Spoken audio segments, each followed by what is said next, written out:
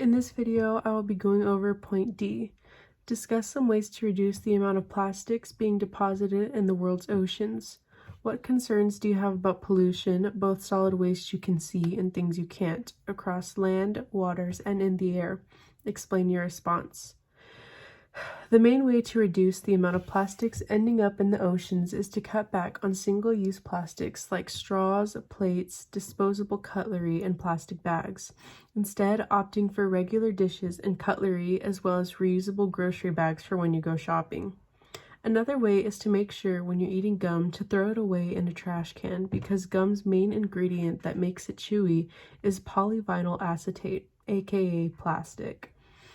Buying food in bulk instead of single packaged products can also reduce the number of plastics used in production and purchase. Lastly would be to avoid buying cosmetics or clothes made in a fast fashion manner, like clothes from Zara, Old Navy, and Shein that have an abundance of microplastics in their material. Because these clothes are made quickly and cheaply, they fall apart faster than sustainable, more expensive clothes do, and when they're thrown away, they sometimes wind up in the ocean. My concerns with pollution are those of what any sound-minded person might have. I find it extremely alarming and depressing that microplastics are found in everything now, in the food we eat, the water we drink, and even inside our own bodies.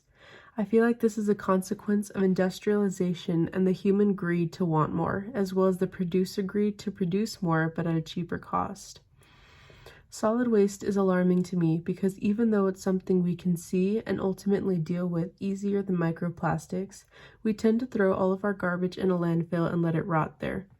In my hometown, our landfill was placed right next to a cattle ranch that's been around for generations. But because of the city's lack of upkeep and care, the rancher has had his cattle fall sick or die because they eat the trash that blows over into the field from the landfill. Not to mention the cows that get processed and turned into beef and now have trash processed and sold inside the ground beef we buy in our grocery stores.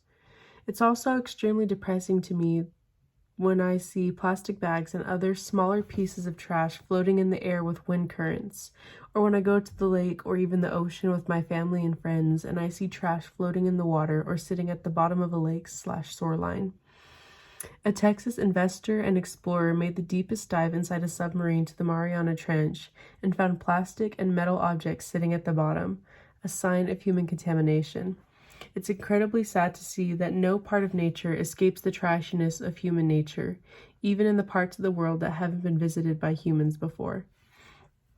As for waste you can't see, it's just alarming to me that microplastics are everywhere, that we as humans have plastics circulating alongside our blood and our bodies, especially since these microplastics can cause major diseases in our bodies.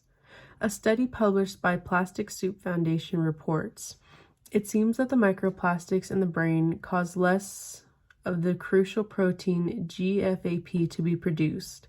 Professor Jamie Ross of the University of Rhode Island says, lower levels of GFAP have been linked to the early stages of neurodegenerative diseases such as Alzheimer's and depression. It's even worse that there is literally no way to avoid microplastics. The animals we eat, the water we drink, will always carry microplastics and will therefore always circle back to us, maybe as a cruel reminder that we as humans are the cause for all of this.